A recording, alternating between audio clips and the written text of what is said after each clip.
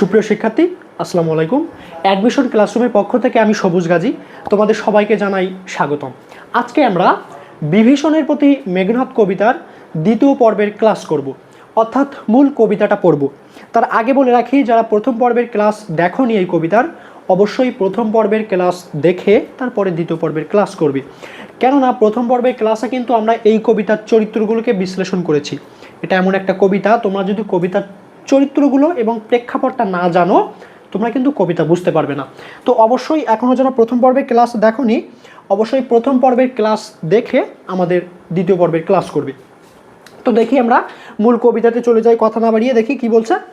আমরা আগেই বলেছি যে এটা একটা সংলাপ বা একটা কথোপকথনমূলক কবিতা, যেখানে মেঘনাদ এবং কার কার মধ্যে কথা হয়েছে বলেছিলাম, মেঘনাদ এবং তার চাচা বিভীষণ। মেঘনাদ এবং মেঘনাদের চাচা বিভীষণের মধ্যে কথোপকথন হচ্ছে। তো কি বলতেছে আমরা একটু দেখি কবিতাতে। দেখো, প্রথম যে কথাটা আছে, প্রথম যে চরণটা, এটা মূলত মেঘনাদের কথা।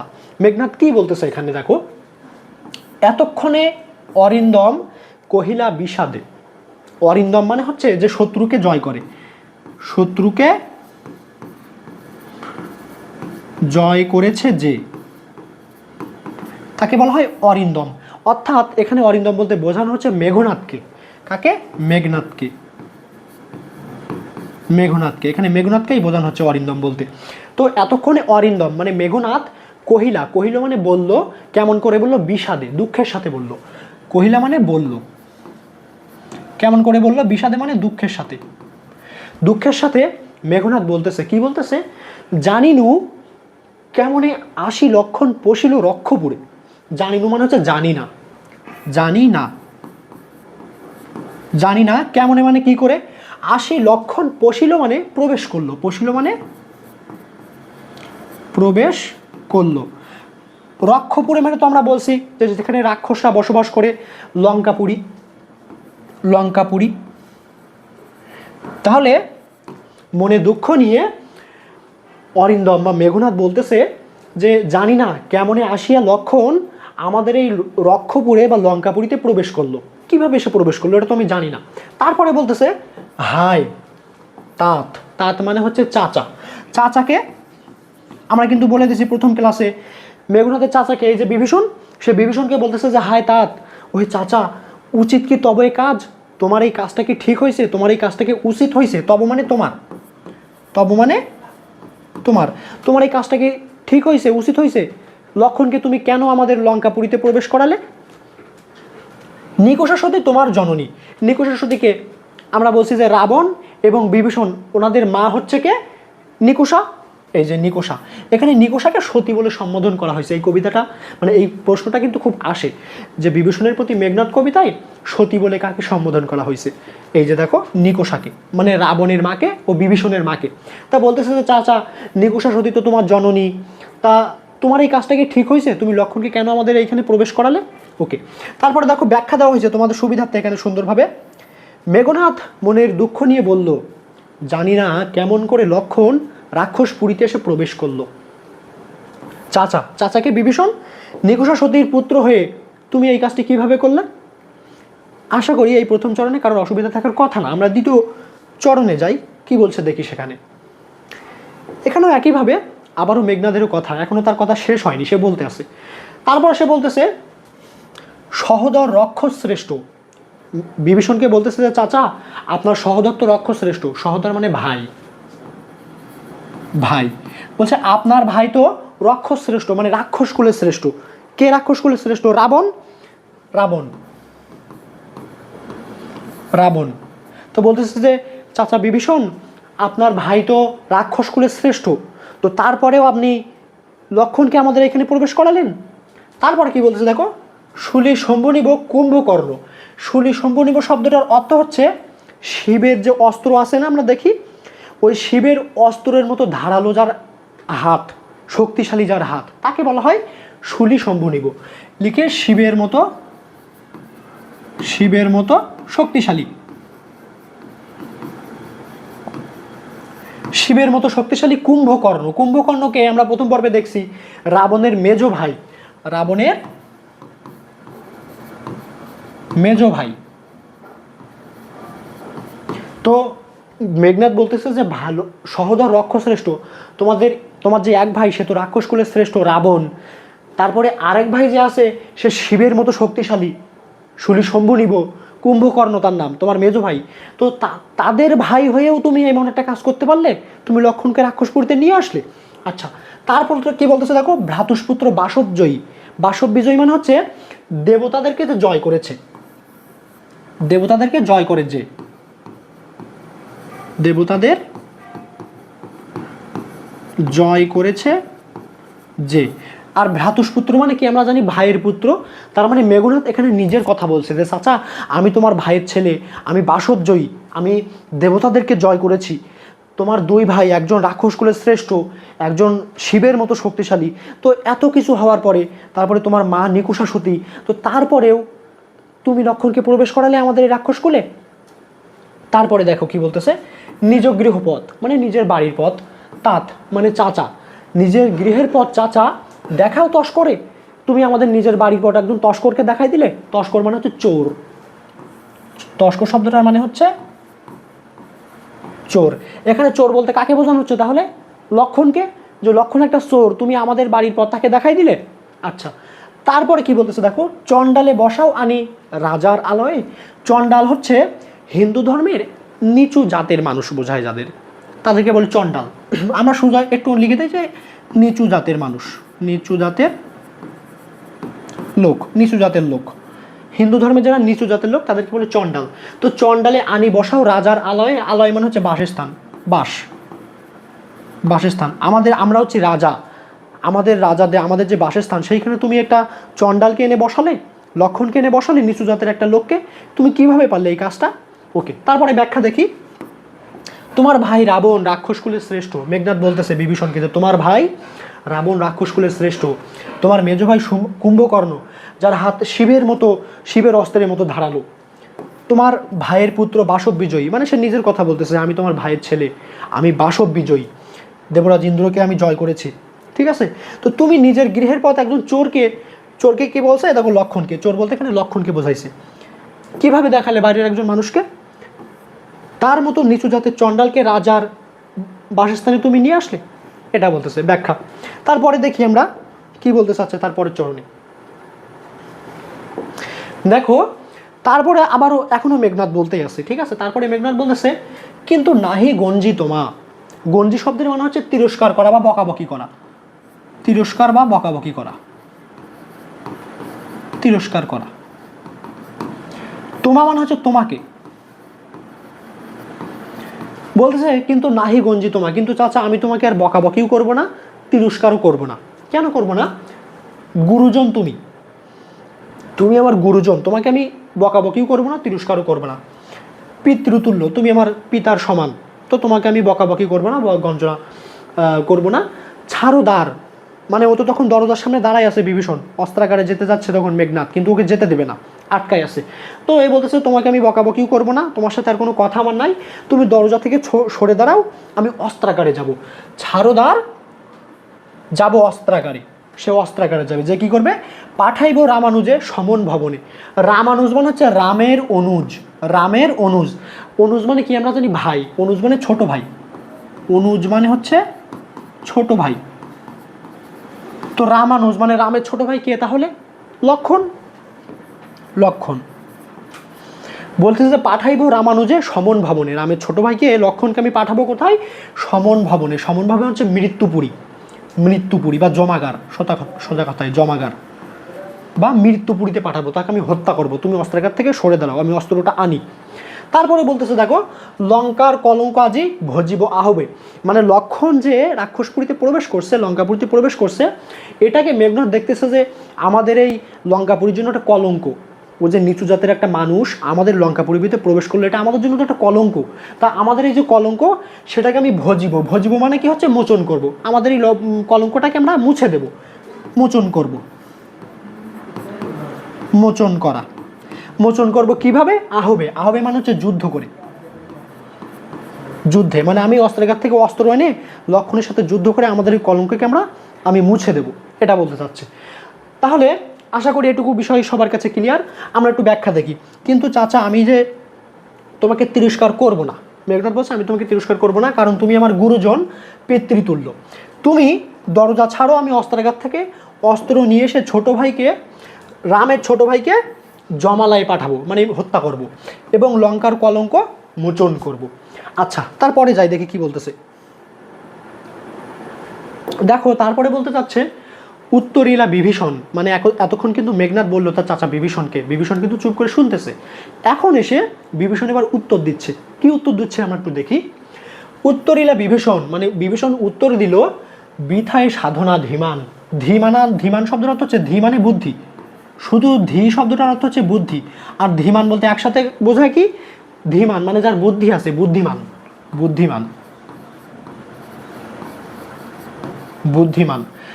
মানে মেঘনাদকে বলতেছে, বিভীষণ মেঘনাদকে বলতেছে বৃথায় সাধনা, তুমি যে সাধনা, তোমার যে সাধনা, তুমি চাচ্ছ তুমি অস্ত্রাগারে যাবে, তোমার এই সাধনাটা বৃথা।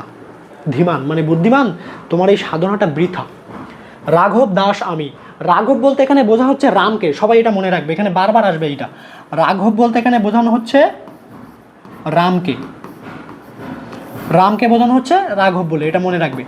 তাহলে রাঘব দাস আমি, বিভীষণ বলতেছে যে রাঘবের দাস আমি রামের দাস, ঠিক আছে, আমি রামের দাস। কি প্রকারে তাহার বিপক্ষ কাজ করিব, রামের দাস হয়ে আমি তার বিপক্ষের কাজ কিভাবে করব? তোমাকে দরজা ছেড়ে দিলে তুমি তো এনে তার ভাইকে হত্যা করবে, আমি তার বিপক্ষে যেতে পারবো না। রক্ষিত অনুরোধ, তোমার এই অনুরোধ আমি রাখতে পারবো না। ক্লিয়ার? দেখো ব্যাখ্যা দেওয়া হয়েছে। বিভীষণ উত্তর দিল, আমি রামের দাস, কিভাবে আমি রামের বিরোধিতা করতে পারি তার দাস হয়ে? ঠিক আছে, তারপরে চরণ দেখি। দেখো উত্তরীলা বীরবাহু, বীরবাহু বলতে এখানে বোঝানো হচ্ছে মেঘনাদকে। আবার মেঘনাদ কথা বলতেছে এখানে, মেঘনাদ আবার কথা বলতেছে। কি বলতেছে দেখি। হে পিতৃব্য, পিতৃব্য মানে কি চাচার ভাই, সরি বাবার ভাই, চাচা, চাচা। হে পিতৃব্য, তব বাক্যে, তোমার কথাই, তব মানে তোমার, আমরা আগেই বলে দিয়েছি, তব মানে তোমার, তব বাক্যে ইচ্ছি মানে ইচ্ছে, তোমার কথা শুনে আমার ইচ্ছা হচ্ছে মরিবারে। তুমি যে কথাটা বললে যে তুমি রামের দাস, আমার চাচা হয়ে তুমি বললে তুমি রামের দাস, তো এই কথাটা শুনে আমার মরে যেতে ইচ্ছা হচ্ছে। মেঘনাদ বলতেছে রাঘবের দাস, তুমি রাঘবের দাস, রামের দাস, কেমনে অমুখে আনিলে এ কথা, তুমি মুখ দিয়ে কথাটা কিভাবে বললে চাচা? তাত কহতা দাসেরে, দাস বলতে এখানে মেঘনাদ নিজেকে বলছে যে আমি তো তোমার দাস, তো তুমি চাচা আমাকে বলো তো, এই দাসকে বলো তো, তুমি আমার চাচা হয়ে তুমি কিভাবে বললে যে তুমি রামের দাস? ওকে, ব্যাখ্যা দেখো। মেঘনাদ বলল, চাচা তোমার এই কথা শুনে আমার মরে যেতে ইচ্ছা হচ্ছে, তুমি রামের দাস এই কথা কিভাবে বললে? ওকে, তারপরে দেখি আবারও মেঘনাদ বলতেছে এখানে। কি বলতেছে দেখি। মেঘনাদ আবার এখনো বলতেছে, স্থাপিলা বিধুরে বিধি স্থানুর ললাটে। স্থাপিলা মানে হচ্ছে স্থাপন করলেন, স্থাপিলা মানে স্থাপন করলেন, স্থাপন করা, স্থাপিলা মানে হচ্ছে স্থাপন করলেন। বিধু মানে হচ্ছে চাঁদ, চাঁদ। তো চাঁদকে স্থাপন করলেন, কে স্থাপন করলেন? বিধি, বিধি মানে কে জানি আমরা, সৃষ্টিকর্তা, সৃষ্টিকর্তা চাঁদকে স্থাপন করলেন কোথায়? স্থানুর ললাটে, স্থানু মানে হচ্ছে আকাশ, আকাশ, আর ললাট কথাটা মানে হচ্ছে কপাল। মেঘনাদ বলতেছে যে বিধাতা তো চাঁদকে আকাশে স্থাপন করছে, তো পরি কি ভূতলে শশী যান গড়াগড়ি ধুলায়, এই ভূতলে মানে হচ্ছে বাটিতে, আর শশী মানে হচ্ছে চাঁদ, চাঁদ যান গড়াগড়ি ধুলায়, তো আকাশে যে চাঁদকে বিধাতা সৃষ্টিকর্তা স্থাপন করেছে, সেই চাঁদ কি কখনো মাটিতে এসে গড়াগড়ি দেয়? দেয় না তো। হে রক্ষরতি শূদ্র বীর, কে আপনি, তা কি করে ভুলে গেলেন? তো বলতেছে যে আকাশের চাঁদকে তো সৃষ্টিকর্তা আকাশে স্থাপন করেছেন, তো ওই চাঁদ কি কখনো ধুলায় এসে গড়াগড়ি দেয়? দেয় না। তাহলে আপনি যে একটা উঁচু জাতের মানুষ, একটা উচ্চ বংশের মানুষ, আপনি কিভাবে সেটা ভুলে গেলেন? কে তুমি, জনম তবে কোন মহাকুলে, আপনার জন্ম কোন মহাকুলে, কোন উঁচু জাতে, সেটা আপনি কিভাবে ভুলে গেলেন? আপনি কিভাবে বলতেছেন যে আপনি রামের দাস? বোঝা গেছে? এটা বোঝাতে চাচ্ছে। আচ্ছা দেখো ব্যাখ্যা দেওয়া আছে, বিধাতা চাঁদকে নিচল আকাশে স্থাপন করেছেন, উঁচু আকাশের চাঁদ যেমন ভূমিতে গড়াগড়ি খায় না, তেমনি উঁচু রাক্ষসকুলের বিভীষণের নিচু জাতের রাম লক্ষণের সাথে বন্ধুত্ব করাটা মানায় না। ক্লিয়ার? তুমি কি করে ভুললে যে তোমার জন্ম কোন বংশে, এটা বলতেছে। আচ্ছা, মেঘনাদ বলতেছে বিভীষণকে। তারপরের চরণ আমরা দেখি কি বলতে চাচ্ছে। দেখো তারপরে বলতেছে, কে বা সে অধম রাম? তুমি যে বললে চাচা যে তুমি রামের দাস, তো রাম কোন অধম, কোন সে রাম? কে বা সে অধম রাম? স্বচ্ছ সরোবরে করে কেলি রাজহংস। কথাটার অর্থ কি? স্বচ্ছ সরোবর মানে কি? স্বচ্ছ পানির কোনো পুকুর। স্বচ্ছ মানে তো জানি পরিষ্কার, সরোবর মানে হচ্ছে পুকুর। স্বচ্ছ সরোবরে করে কেলি, কেলি মানে হচ্ছে খেলা করা, খেলা করা, খেলা করে। কে খেলা করে পরিষ্কার পানিতে? রাজহংস। রাজহাঁস স্বচ্ছ পরিষ্কার পানিতে খেলা করে। পঙ্কজ কাননে যায় কি সে কভু? সে কি কখনো পদ্মফুলের বাগানে যায়? রাক্ষস কি কখনো পদ্মফুলের বাগানে যায়? পঙ্কজ কানন মানে হচ্ছে পদ্ম বাগান, কানন মানে বাগান, আর পঙ্কজ মানে হচ্ছে পদ্মফুল। তো পদ্মফুলে কি সে কখনো যায়? সে তো স্বচ্ছ পানিতে থাকে। পঙ্কিল সলিলে, পঙ্কিল সলিল মানে হচ্ছে কর্দমাক্ত পানি, সলিল কথাটার মানে হচ্ছে পানি, আর পঙ্কিল মানে হচ্ছে কাদাযুক্ত, কাদাযুক্ত পানি। তো রাজহাঁস কি করে? সে তো স্বচ্ছ পানিতে থাকে, সে কি কখনো কাদামাখা পানিতে যায়? যায় না তো। শৈবাল দলের ধাম, শৈবাল দলের ধাম মানে যে কচুরিপানা মানে কচুরিপানায় ভরা যে জলাশয়, সেখানে কি কখনো রাজহাঁস যায়? যায় না তো। রাজহাঁস থাকে কোথায়? স্বচ্ছ পানিতে। তা আপনি কিভাবে উঁচু জাতের একটা মানুষ হয় আপনি বললেন আপনি রামের দাস? ওকে, তারপরে দেখো ব্যাখ্যা দিচ্ছে কি, ব্যাখ্যা দিচ্ছে কি দেখো, রাজহাঁস শস্য সরোবরে খেলা করে, পদ্মফুলের বাগানে কর্দমুক্ত পানিতে শেওলা দিঘিতে সে কখনো যায়? যায় না তো। তারপরে দেখি কি বলতে চাচ্ছে। তারপরে দেখো বলতেছে মৃগেন্দ্র কেশরী, মৃগেন্দ্র মানে হচ্ছে সিংহ, সিংহ। কেশরী, কেশ মানে কি চুল, আর কেশরী মানে কি যার মাথায় চুল আছে। সিংহের মাথায় চুল আছে না অনেক ভর্তি, তাই বলতেছে যে মৃগেন্দ্র কেশরী কবে সে বীরকেশরী সম্ভাসে, সম্ভাসে মানে হচ্ছে মনে করা, সম্ভাসে মানে হচ্ছে মনে করা। শ্রীগাল, শ্রীগাল মানে হচ্ছে শেয়াল, শেয়াল, শ্রীগাল মানে হচ্ছে শেয়াল। তো যে সিংহ, সেই সিংহ কবে শেয়ালকে তার বন্ধু মনে করে, মিত্র ভাবে? কবে কবে সিংহ তার শেয়ালকে, সিংহ কি কখনো তার মিত্র ভাবে, তার বন্ধু ভাবে? ভাবে না তো। অজ্ঞদাস, আমি তোমার অজ্ঞদাস। মেঘনাদ বলতেছে চাচা আমি তো তোমার অজ্ঞদাস, আমি তো কম জানি, বিজ্ঞময় তুমি, তুমি তো অনেক বেশি জানো আমার থেকে। অবিদিত নয় কিছু তোমার চরণে, তোমার কাছে কোনো কিছুই তো অজানা না।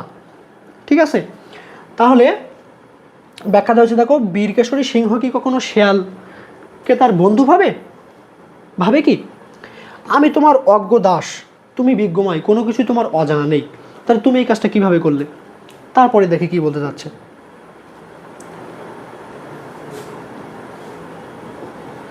দেখো বলতেছে ক্ষুদ্রমতি নর সুর লক্ষণ। মেঘনাদ বলতেছে যে ক্ষুদ্রমতি নর মানে হচ্ছে ক্ষুদ্র মানব, ঠিক আছে, ওকে ছোট করে বলছে সেটা ক্ষুদ্রমতি নর। সুর লক্ষণ, লক্ষণ হচ্ছে এটা ক্ষুদ্রমতি নর, ঠিক আছে। কেন? নহিলে অস্ত্রহীন যোধে, যোধে মানে হচ্ছে যুদ্ধে, লক্ষণ যদি ক্ষুদ্রমতি না হতো তাহলে আমি যে এখন নিরস্ত্র আছি, এই অস্ত্রহীন যুদ্ধে সে কি সম্মদে সংগ্রামে, সম্মদে মনে হচ্ছে ডাকা বা আহ্বান করা, আহ্বান করা, আহ্বান করা। তাহলে আমি যে এখন নিরস্ত্র অবস্থায় আসি, লক্ষণ যদি শক্তিশালী হতো তাহলে সে তো আমাকে এই অবস্থাতে যুদ্ধে আহ্বান করতো না, আমাকে নিরস্ত্র অবস্থায় সে আমার সাথে যুদ্ধ করতে যাচ্ছে, তার মানে সেটা ক্ষুদ্রমতি নর। তারপরে কি বলতেছে দেখো, কহ মহারথী, মহারথী মানে যে বিভীষণকে বলতেছে যে কহন বলুন আপনি চাচা, মহারথী আপনি বলুন। এ কি মহারথী প্রথা? মহারথী মানে হচ্ছে অবশ্য বীর, বীর। তো বলতেছে চাচা আপনি তো বীর, তো আপনি বীর হয় আপনি বলুন তো, এটা কি কোনো বীরের প্রথা? কোনো বীর কি এমন কাজ করতে পারে? নাহি শিশু লঙ্কাপুরে, আমাদের এই রাক্ষসকুলে বা লঙ্কাপুরে এমন কোনো শিশু নেই শুনি হাসিবে না এই কথা, মানে যে এই কথাটা শুনে হাসবে না, আমি নিরস্ত্র অবস্থায় আমার সাথে যুদ্ধ করতে চাচ্ছে, এটা লঙ্কাপুরের প্রত্যেকটা শিশু শুনে হাসবে। ওকে, তারপরে দেখো কি বলতেছে, ব্যাখ্যা দেওয়া আছে, লক্ষণ খুবই ক্ষুদ্র একজন পুরুষ, না হলে সে অস্ত্র ছাড়া আমার সাথে যুদ্ধ করতে চাইতো না। বলো বীর, এটা কি কোনো বীরের প্রথা? লঙ্কাপুরীতে একজন শিশু নেই যে এই কথাটা শুনে হাসবে। তারপরে দেখি কি বলতে চাচ্ছে। তারপরে আবার মেঘনাদ বলতেছে ছাড়ো পথ, বলতেছে চাচা আপনি এবার একটু পথ থেকে সরে দাঁড়ান, আসিব ফিরিয়া এখনই, আমি এখনই ফিরে আসবো। কোথা থেকে? ওই যে সে অস্ত্রাগারে যাবে অস্ত্র আনতে, তো বলছে আপনি সরে দাঁড়ান, আমি এখনই অস্ত্র নিয়ে ফিরে আসবো। দেখিব আজি কোন দেব বলে, দেব বলে মানে হচ্ছে দেবতাদের সাহায্যে, দেবতাদের শক্তি নিয়ে, দেবতাদের বলে বিমুখে সমরে মরে সৌমুত্রী কুমতি। বিমুখে মানে হচ্ছে আমাকে পরাজিত করে, বিমুখে মানে হচ্ছে আমাকে পরাজিত করে, পরাজিত করা। সমরে মানে হচ্ছে যুদ্ধে, যুদ্ধে। মরে মানে আমারে। তো বলতেছে যে কোন দেব বলে দেবতাদের কেমন শক্তি আছে যে আমাকে আজকে যুদ্ধে পরাজিত করে সৌমিত্রী কুমতি। কুমতি মানে পুত্র। কার পুত্র? সৌমিত্রীর পুত্র। সৌমিত্রীর পুত্র কে? লক্ষণ। তো বলতেছে লক্ষণ আজকে কোন দেবতার শক্তি নিয়ে আমাকে যুদ্ধে পরাজিত করে সেটা আমি একটু দেখবো। আপনি একটু সরে দাঁড়ান, আমি অস্ত্রটা নিয়ে আসি। দেখো কি বলতেছে, দৈত্য নর রণে সচক্ষে দেখেছ। বিভীষণকে মেঘনাদ বলতেছে যে দৈত্য এবং নররণে যে যুদ্ধ হয়েছিল সেই যুদ্ধে চাচা আপনি তো দেখেছিলেন যে আমি কতটা শক্তিশালী, রক্ষশ্রেষ্ঠ পরাক্রম দাসের আমি কতটা শক্তিশালী, সেই যুদ্ধে আমি কতটা ভূমিকা রেখেছিলাম সেটা তো চাচা আপনি দেখেছেন তখন। কি দেখি ডরিবে দাস হেন দুর্বল মানবে। তাহলে আপনি বলুন তো, আমি ডরিব মানে ভয় করা, তাহলে আমি কেন ভয় করব? হেন মানে এমন, হেন মানে এমন। দুর্বল মানব, দুর্বল মানব মানে কে বোঝাচ্ছে? লক্ষণকে বোঝাচ্ছে। লক্ষণকে বলতেছে আমি যে এত ভূমিকা রেখেছি এই যে একটা যুদ্ধে আপনি দেখেছেন, তাহলে আমি এত শক্তিশালী হয়েও আপনি তো নিজে চোখেই দেখেছেন, আমি কেন লক্ষণকে ভয় পাবো? তার মতো একটা দুর্বল মানুষকে। ডরিবে মানে ভয় করা, লিখে দেয় ভয় করা। ওকে, তারপরে দেখো ব্যাখ্যা দেওয়া আছে, পথ ছেড়ে দাও। চাচাকে বলতেছে চাচা পথ ছেড়ে দাও, আমি ফিরে এসে দেখব কোন দৈব ক্ষমতা বলে সুমিত্রীর পুত্র, এই যে সুমিত্রী কুমতি মানে সুমিত্রীর পুত্র লক্ষণ আজ আমাকে পরাজিত করতে পারে, আমি দেখব। দেবদৈত্যের বহু যুদ্ধে তুমি আমার শক্তিমত্তা দেখেছো। বিভীষণকে বলতেছে চাচা ইতিমধ্যে তো আপনি আমার শক্তিমত্তা দেখেছেন, তাহলে আমি এত শক্তিশালী একজন মানুষে আমি এমন একটা দুর্বল মানুষকে কেন ভয় পাবো, লক্ষণকে কেন ভয় পাবো? ওকে, তারপরে দেখে কি বলতে চাচ্ছে, নিকুম্ভিলা যজ্ঞাগারে প্রগল্ভে পশিল। কে পশিল? নিকুম্ভিলা যজ্ঞাগার মানে তো আমরা বলছি যে ওই যে যেখানে মেঘনাদ যজ্ঞ করছিল ওটা হচ্ছে নিকুম্ভিলা যজ্ঞাগার। এই নিকুম্ভিলা যজ্ঞাগারে প্রগল্ভে পশিল। প্রগল্ভে মানে হচ্ছে একেবারে নির্বিঘ্নে, নির্বিঘ্নে, নির্বিঘ্নে, নির্বিঘ্নে প্রবেশ করলো। পশিল মানে প্রবেশ করলো, দম্ভী মানে দম্ভ সহকারে প্রবেশ করলো। তো আমাদের এই যে নিকুম্ভিলা যজ্ঞাগার এখানে দম্ভ সহকারে সে প্রবেশ করলো। আজ্ঞা করো দাসে শাস্তি নরাধমে।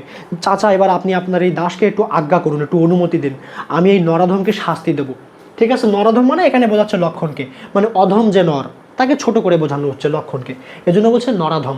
তো এই নরাধমকে আমি শাস্তি দেবো যে তার এত বড় সাহস, সে একেবারে নির্বিঘ্নে আমাদের লক্ষ্যপুরীতে সে লঙ্কাপুরীতে সে প্রবেশ করলো। আচ্ছা, তারপরে দেখো তব জন্মপুরে তাঁত। চাচা তোমার জন্মপুরে মানে তোমার এই জন্মস্থানে পদার্পণ করে বনবাসী। লক্ষণ তো একটা বনবাসী, তো সে তোমার এই জন্মভূমিতে প্রবেশ করলো। হে বিধাত নন্দন কাননে ভ্রমে দুরাচার দত্ত। নন্দন কানন মানে হচ্ছে সুসজ্জিত একটা বাগান, সুসজ্জিত বাগান, সুসজ্জিত বাগান। ভ্রমরে মানে হচ্ছে ঘোরাঘুরি করে, ঘোরাঘুরি করা। দুরাচার দত্ত বলতেছে নন্দন কাননে আমাদের এই যে সাজানো বাগান, সে তার প্রাসাদটাকে তুলনা করতেছে, তাদের লঙ্কাপুরীকে তুলনা করতেছে যে এটা তো একটা সাজানো বাগানের মতো। সেখানে লক্ষণ যেন একটা দুরাচার দত্ত, মানে কি বেমানান, তাকে এখানে বেমানান লাগতেছে। তো আপনি আমাকে আদেশ করুন, আমি তাকে এক্ষুনি শাস্তি দেবো। দেখো ব্যাখ্যা দেওয়া আছে, আমাদের নিকুম্ভিলা যজ্ঞাগারে নির্ভীক চিত্তে লক্ষণ প্রবেশ করলো। চাচা তুমি অনুমতি দাও, এই নরাধমকে আমি শাস্তি দেই। তোমার জন্মপুরীতে একজন বনবাসী প্রবেশ করলো আমাদের এই সাজানো ফুলের বাগানে, সে হচ্ছে দত্তের মতোই, সে একজন দত্তের মতোই বেমানান। ওকে, তারপরে দেখি, তারপরে দেখো কি বলতেছে, এখনো মেঘনাদের কথা। মেঘনাদ আবার বলতেছে প্রফুল্ল কমলে কীটবাস। প্রফুল্ল কমল মানে হচ্ছে ফুল, কমল মানে হচ্ছে এখানে ফুল বোঝাচ্ছে। প্রফুল্ল ফুলে একটা ফুলে কীটবাস, ফুলের উপরে একটা পোকা থাকলে কি সেটা বেমানান লাগে না? তো বলতেছে যে আমাদের এই যে রাজপ্রাসাদ তো ফুলের মতো, আর এই লক্ষণ হচ্ছে একটা কীটের মতো, পোকার মতো। আমাদের এই সাজানো ফুলে সেজানো একটা পোকা, তাত সহিব কেমনে? তো কহ তার চাচা আপনি বলুন তাহলে এই বিষয়টাকে আমি কীভাবে সহ্য করবো? সহিব মানে তো সহ্য করা, সহ্য করা। হেন অপমান আমি, এমন অপমান আমি কিভাবে সহ্য করবো চাচা আপনি বলুন? ভ্রাতুষ্পুত্র তব, তোমার ভাইয়ের পুত্র হয়ে আমি কিভাবে সহ্য করব? তুমি রক্ষরতি সহিছ কেমনে। রক্ষরতি মানে যে রক্ষমণি মানে হচ্ছে রাক্ষস কুলের একজন প্রধান ব্যক্তিত্ব, রাক্ষস কুলের মণি, তাকে বোঝাচ্ছে, মানে বিভীষণকে বোঝাচ্ছে। বিভীষণ বলছে যে মেঘনাদ যে তুমি রক্ষরতি সহিছ কেমনে, তুমিও রক্ষরতি হয়ে তুমি এটা সহ্য করতেছো কীভাবে, যে বাইরের একটা মানুষ আমাদের এখানে প্রবেশ করলো। ব্যাখ্যা দেওয়া আছে দেখো, আমাদের ফুটন্ত পদ্ম ফুলে সে একটা কীট, সে একটা পোকা। কীট মানে কি বলছি, পোকা, পোকা, সে একটা পোকা, তাকে সহ্য করছো কেমন করে চাচা তুমি। ওকে, তারপরে দেখি, দেখো কি বলতেছে, আবারও মেঘনাদ বলতেছে মহামন্ত্র বলে যথা নম্রশির ফণি। মহামন্ত্র মানে ওই যে মন্ত্রতন্ত্র পড়ে না অনেকটা, ওইটা বলছে মহামন্ত্র বলে যথা মানে যেখানে, নম্রশির ফণি, ফণি মানে সাপ, ফণি মানে হচ্ছে সাপ, নম্রশির মানে হচ্ছে তার মাথা নত করা, শির মানে হচ্ছে মাথা, শির মানে হচ্ছে মাথা, মানে মন্ত্রের বলে, মন্ত্র যখন পড়ে ওঝাড়া, তখন সাপ যেমন তার মাথা নিচু করে, মলিন বদন রাজে, বদন মানে হচ্ছে মুখ, আর মলিন বদন মানে লজ্জা পেয়েছে, এবার লজ্জা পেয়ে মুখটা, লজ্জামাখা মুখে উত্তরিলা রথিরাবণ। রথিরাবণকে, ওই যে রাবণের ভাই মানে বিভীষণ, এবার উত্তর করতেছে লজ্জামাখা মুখ নিয়ে। কি বলতেছে আমরা একটু দেখি, লক্ষ্মী রাবণ আত্মজে, লক্ষ্মী মানে লক্ষ্য করে, কাকে লক্ষ্য করে উত্তর করলো, রাবণ আত্মজে, আত্মজে মানে পুত্র, রাবণের পুত্রকে মানে মেঘনাদকে লক্ষ্য করে বিভীষণ এবার তার লজ্জামাখা মুখটা নিয়ে উত্তর দিচ্ছে। সে বলবে কি, সে তো লজ্জা পাই গেছে এতগুলো কথা শুনে, যে আমি এই বংশের হয়েও এমন একটা কাজ করলাম, তো লজ্জা পেয়ে সেবার উত্তর দিচ্ছে কি দেখি, নহি দোষী আমি বৎস, যে বৎস, বৎস মানে হচ্ছে পুত্র, পুত্র বলতে তার ভাইয়ের পুত্রকে সে পুত্র বলতেছে, যে বৎস, বৎস মানে পুত্র, বৎস মানে পুত্র, যে পুত্র আমি দোষী নহি, আমার কোনো দোষ নেই, বৃথা ভৎস মরে তুমি, ভৎস মানে হচ্ছে তিরস্কার করা বা বকাবকি করা, তিরস্কার করা বা বকাবকি করা। তো বলছো তুমি আমাকে বৃথাই, কোনো কারণ ছাড়াই তুমি আমাকে বকাবকি করছো, আমার কোনো দোষ নাই। নিজ কর্মদোষে হায় মজাইলায় কনক লঙ্কা রাজা, নিজ কর্মদোষে মানে নিজের কর্মের দোষেই, মজাইলা মানে হচ্ছে এখানে বলছে কলুষিত করা, কলুষিত করা, কনক মানে হচ্ছে স্বর্ণ বা সোনা, আমাদের এই যে সোনার মতো পবিত্র বোঝাচ্ছে এখানে, দামি অর্থে বা পবিত্র অর্থে বোঝাচ্ছে, যে আমাদের এই যে পবিত্র লঙ্কাপুরী, এই লঙ্কাপুরীটাকে রাজা তার নিজের কর্মদোষে কলঙ্কিত করেছে। কেন এই কথাটা বললেন, এটা একটা পয়েন্ট। দেখো, যখন শূর্পণখাকে লক্ষণ অপমান করে বনের ভেতরে, তার নাক নিয়ে বিদ্রুপ করে, এবং শূর্পণখা তারপর কি করে, রাবণের কাছে যেয়ে কিন্তু নালিশ করে। তারপরে রাবণ রামের বিরুদ্ধে তো যুদ্ধ ঘোষণা করলো। এই যুদ্ধের একটা পর্যায়ে যে রাবণ কিন্তু রামের যে স্ত্রী সীতা, সীতাকে উঠায় নিয়ে আসে লঙ্কাপুরীতে। ক্লিয়ার? এখন বিভীষণ মনে করতেছে যে যুদ্ধ হচ্ছে ঠিক আছে, এক পক্ষ আরেক পক্ষের বিরুদ্ধে যুদ্ধ করতেছে, নিহত হচ্ছে, সব কিছু ঠিক আছে, কিন্তু একটি পরিবারের, একটি বংশের নারীকে উঠায় নিয়ে আসা, মহিলাকে উঠায় নিয়ে আসা, এটা কোনো বীরের পরিচয় হতে পারে না। রাবণ যখন সীতাকে উঠায় নিয়ে এসেছে লঙ্কাপুরীতে, বিভীষণ তার ভাই হয়ে মনে করতেছে না এটা হয়তো ঠিক হয়নি, আমরা যুদ্ধ করব ঠিক আছে, কিন্তু অন্য পরিবারের কোনো নারীকে কেন আমরা উঠাবো। তো এটাকে সে সমর্থন করেনি, এ মনে করেছে যে রাবণ এই কাজটা অন্যায় করেছে। ঠিক আছে, এজন্য বলতেছে যে রাজা মানে রাবণ সীতাকে যে উঠায় নিয়ে আসলো, এটা তো তারই কর্মদোষ, তার এই কাজটা ঠিক হয়নি, এই কাজটা করে রাবণ আমাদের পবিত্র যে লঙ্কাপুরী সেটাকে সে কলুষিত করে ফেলেছে, এই কথাটা এখানে বলতেছে। আর এই জন্যই মূলত বিভীষণ রাবণের পক্ষ ত্যাগ করে, তার আপন ভাইয়ের পক্ষে ওই যুদ্ধে থাকেনি। কারণ একটাই, সে মনে করেছিল যে সীতাকে যে অপহরণ করা হয়েছে এটা ঠিক হয়নি, এটা অনুচিত, আমরা যুদ্ধ করবো, আমরা যুদ্ধ করবো, কিন্তু একটা নারীকে কেন আমরা, একজন নারীকে কেন আমরা উঠাই নিয়ে আসবো। ঠিক আছে, আচ্ছা তারপরে দেখি মজিল আপনি, তার মানে সে তার নিজের দোষেই আমাদের লঙ্কাপুরীকে কলুষিত করেছে। ব্যাখ্যাটা দেখো, মন্ত্র বলে সাপ যেমন ফনা নিচু করে, তেমনি মাথা নিচু করে মেঘনাদের কথা শুনে লজ্জায় বিভীষণ লজ্জা ভরা মুখ নিয়ে উত্তর দিল, বলল আমি দোষী নই, আমাকে বকাবকি কেন করছো। রাজা রাবণ তার নিজের দোষে সোনার এই লঙ্কাকে কলুষিত করেছে, দোষটা কি সেটা কিন্তু বলছি, সীতাকে অপহরণ করা। তারপরে দেখি কি বলতে চাচ্ছে, তারপরে দেখো আবারও বিভীষণ বলতেছে, বিভীষণের কথা এখনো শেষ হয়নি। সে বলতেছে বিরত সতত পাপে, বিরত মানে কি দূরে থাকা, সতত পাপে মানে সকল প্রকার পাপ কাজ থেকে বিরত থাকে কারা? দেবকুল। দেবকুল বলতে এখানে সে নিজের পক্ষকে বোঝাচ্ছে, যে আমাদের এই যে দেবকুল বলতে নিজের পক্ষ কোনটা, তার পক্ষ কোনটা? রামের যে পক্ষ সেটা। তো বলছে রামেরদের যে পক্ষ তারা এই সকল কাজ থেকে বিরত, কিন্তু রাজা রাবণ এইটা ঠিক করেনি, তার সীতাকে ওঠানোটা ঠিক হয়নি, কিন্তু রামেরা এই ধরনের কাজ করেন না, তারা এই ধরনের কাজ থেকে বিরত। তারপরে কি বলতেছে? এবে পাপপূর্ণ লঙ্কাপুরী, কিন্তু এবে মানে এখন, এখন পাপপূর্ণ লঙ্কাপুরী, কিন্তু রাবণ যে সীতাকে ওঠাই নিয়ে আসলো এই কারণে আমাদের লঙ্কাপুরীটা এখন পাপপূর্ণ। প্রলয়ে যেমতি বসুধা ডুবেছে, প্রলয় মানে কি ঝড়, ঝড়ে যেমন বসুধা মানে হচ্ছে পৃথিবী, ঝড়ে যেমন পৃথিবী ধ্বংস হয় তেমনি লঙ্কা কাল সলিল, কাল সলিল মানে হচ্ছে কালো মেঘ, কালো মেঘ। এখানে কালো মেঘ বলতে বোঝানো হচ্ছে যে পাপ, কালো মেঘ বলতে এখানে বোঝানো হচ্ছে পাপ, কবিতায় বোঝানো হচ্ছে পাপ অর্থে, যে পাপে এখন লঙ্কাপুরীও ঠিক তেমনি পৃথিবী যেমন ঝড়ে ধ্বংস হয়ে যায় তেমনি পাপেও আমাদের এই পবিত্র লঙ্কাপুরীটা এখন ধ্বংস হয়ে যাচ্ছে, ডুবে গেছে। রাঘবের পদাশ্রয়ে রক্ষাত্রে আশ্রাত্তেই আমি, রাঘব মানে কে বলছি আমরা আগে? রাম।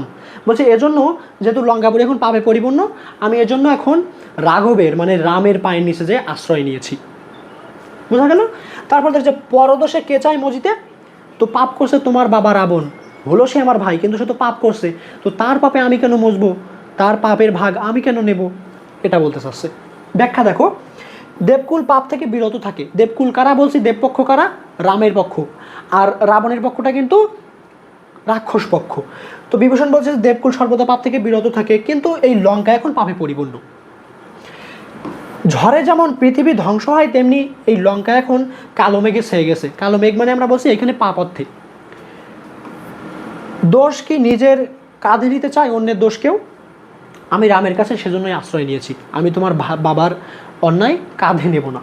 তারপরে দেখি কি বলতে চাচ্ছে, রুশিলা বাসত্রাস, রুশিলা মানে রাগ করলেন, রুশিলা মানে রাগ করলেন, রাগ করা। বাসত্রাস মানে কি? আমরা আগে বলে আছি যে বাসব বিজয়ী, কে বাসব বিজয়ী ছিল? মেঘনাদ। তো এই যে বাসত্রাস মানে দেবতাদের ত্রাস, দেবতাদের ভয়, ত্রাস মানে হচ্ছে ভয়, আর বাসব মানে তো আগেই বলে আসি দেবতা, দেবতাদের ভয় এবার রাগ করলেন, মানে মেঘনাদ এবার রাগ করলেন। রাগ করলে কি বলতেছে? গম্ভীর যেমতি নিশীতে অম্বরে, গম্ভীরে ঠিক আছে মানে রাগের সাথে, যেমতি নিশীতে মানে রাতে, রাতে অম্বরে মানে আকাশে, মন্দ্রে, মন্দ্রে মানে ডাকে বা গর্জন করে, গর্জন করে। কে গর্জন করে? জিমতেন্দ্র কপি মানে বজ্রপাতের আওয়াজ, অন্ধকার রাতের আকাশে যেমন গর্জন করে তেমনি মেঘনাদও এবার রাগ করে ঠিক সেরকমভাবে গর্জন করে বলতেছে, কহিল, কি কহিল? বীরেন্দ্র বলি, মানে সে বলতেছে, বীরেন্দ্র বলি মানে হচ্ছে বীরের বলিগুলো সে বলতেছে, তার যে সে যে বীর তার মুখের কথাগুলো এবার বলতেছে। কি বলতেছে? ধর্মপথগামী হে রাক্ষস রাজানুজ, রাক্ষস রাজানুজ মানে কি? রাক্ষসদের রাজার যে অনুজ, রাক্ষসদের রাজাকে রাবণ আর তার অনুজকে বিভীষণ, তার মানে এখানে বিভীষণের কথা বলা হচ্ছে। বলছে ধর্মপদগামী হে বিভীষণ, বিখ্যাত জগতে তুমি, তুমি তো জগতে বিখ্যাত, তুমি একজন বিখ্যাত রাক্ষস কুলে যে শ্রেষ্ঠ তার তুমি ভাই, তুমি জগতে বিখ্যাত। কোন ধর্মমতে কহ দাসে, তো তুমি আমাকে বলো যে তুমি কোন ধর্মমতে শুনি জ্ঞাতিত্ব, ভ্রাতৃত্ব এবং জাতি, মানে তোমার যে নিজের জাতি, তোমার যে নিজের ভাষা, তোমার যে নিজের যে জাত, এই সকল দিলা জলাঞ্জলি, সব কিছু তুমি জলাঞ্জলি যে দিচ্ছ, আমাদের পক্ষ ত্যাগ করছো, এগুলো কোন ধর্ম মতে দিচ্ছ? কোনো ধর্মে কি লেখা আছে যে নিজের জাতপাত তুমি বিসর্জন দাও? তাহলে আপনি কেন দিচ্ছেন? ওকে, ব্যাখ্যা দেখো, মেঘনাদ রাতের আকাশে বজ্রপাতের ধ্বনির মতো রাগান্বিত হয়ে বলল, কি বলল? কোন ধর্মমত অনুযায়ী তুমি তোমার নিজের বংশ জাত বিসর্জন দিলে? তারপরে দেখি, তারপরে দেখো আবারও মেঘনাদ বলতেছে, শাস্ত্র বলে গুণবান যদি পরজন, শাস্ত্র বলতেছে কি? শাস্ত্রে লেখা আছে যে গুণজন মানে যার ভিতরে গুণ আছে সে যদি আপন না হয়, পরজন হয়, এবং গুণহীন স্বজন এবং আমার যে আত্মীয়, আমার যে স্বজন সে যদি গুণহীন হয়, তথাপি নির্গুণ স্বজনই শ্রেয়। তাহলে আমার যে আত্মীয় সে নির্গুণ হলেও, তার ভিতরে কোনো গুণাবলী না থাকলেও সেই ভালো। ক্লিয়ার? পর সদা মানে পর যে সে সবসময় পরই থাকে, পর কখনো আপন হয় না। এ শিক্ষা হে রক্ষবর কোথায় শিখলে? কিন্তু তুমি যে নিজের জাতপাত বিসর্জন দিচ্ছ, তুমি এই কথাটা কোথায় শিখলে চাচা? এটা বলতেছে মেঘনাদ। দেখো ব্যাখ্যা দেওয়া আছে, শাস্ত্র বলে আপনজন যদি গুণহীন হয় তাহলে গুণবান পরলোকের থেকেও সে শ্রেয়। পর সর্বদা পরই হয়, আপনজনের পর করে দেখা দেওয়ার এই শিক্ষা তুমি কোথায় পেলে চাচা? মেঘনাদ বলতেছে। তারপরে চরণে চলে যাব আমরা। দেখো এরপরে মেঘনাদ আবার বলতেছে, কিন্তু বৃথা গঞ্জিত মা। মেঘনাদ বলতেছে চাচা আমি যে এত কথা আপনাকে বলতেছি এগুলো আসলে বলা বৃথা। বৃথা গঞ্জি, গঞ্জি মানে কি আগে বলছি বকাবকি বা ভর্ৎসনা করা, বকাবকি করা বা ভর্ৎসনা করা, ভর্ৎসনা করা। বৃথা গঞ্জিত মা, চাচা আমি তোমাকে এই বকাবকি করতেছি বৃথা। কেন বৃথা? হেন সহবাসে, মানে বলছে যে আপনি যাদের সাথে এখন থাকেন, আপনি এখন যাদের সাথে আছেন মিশতেছেন, মানে রাম লক্ষণ, তাদের সাথে সহবাস করলে হে পিতৃব্য বর্বরতা কেন না শিখিবে? তো তাদের সাথে মিশলে তো আপনি বর্বরতা শিখবেনই, আপনার সাথে কথা বলে কী লাভ? তারাই তো বর্বর। গতি যার নিচ সহ নিচ সে দুর্মতি, মানে যার গতি নিচের দিকে যাওয়ার অভ্যাস সে তো নিচের দিকেই যাবে স্বাভাবিক। তো যাদের সাথে আপনি মিশতেছেন তারা তো নিচু স্বভাবের মানুষ, তো আপনার স্বভাবও তো নিচুই হবে স্বাভাবিক। আপনাকে আমি কথা বলে কী করবো? আপনাকে আর আমি বকাবকি করবো না, বিভীষণ বললো এটা। দেখো ব্যাখ্যা দেওয়া আছে, অবশ্য তুমি যাদের সাথে থাকছো তাদের কাছ থেকে এমন বর্বরতা ছাড়া আর কি আশা করা যায়? যার গতি নিচ সে তো নিচের দিকেই যাবে, অথবা যে নিচু মানসিকতার মানুষ তার মন মানসিকতা তেমন হবে। ওকে, তাহলে আমাদের যে মূল কবিতা, কবিতার পাঠ কিন্তু এই পর্যন্ত শেষ, এবং আশা করি যারা মনোযোগ সহকারে কবিতাটি দেখেছো তাদের কোথাও বুঝতে অসুবিধা হবে না। আমরা এই কবিতার শেষে কিছু গুরুত্বপূর্ণ তথ্য দেখব এই কবিতা সম্পর্কে, যেগুলো আমাদেরকে অবশ্যই জানতে হবে। দেখি কি বলতে চাচ্ছে। দেখো গুরুত্বপূর্ণ তথ্যের ভিতরে বিষয়বস্তু, মানে এই কবিতাটার বিষয়বস্তুটা কি, দেখো বলা হয়েছে নৈতিকতার দ্বন্দ্ব। মানে বিভীষণ যে নৈতিক দিক দিয়ে চিন্তা করতেছে সীতাকে ওঠানো উচিত হয়নি, এই নৈতিকতার দ্বন্দ্ব, এবং কাকা বিভীষণের প্রতি বিশ্বাসঘাতকতার বিপরীতে দেশপ্রেমিক মেঘনাদের ক্ষোভ। মানে বিভীষণ তার জায়গা থেকে মনে করতেছে যে আমি আমার জায়গায় ঠিক আছি, সীতাকে ওঠানোটা ঠিক হয়নি রাবণের, সে আমার ভাই হলেও।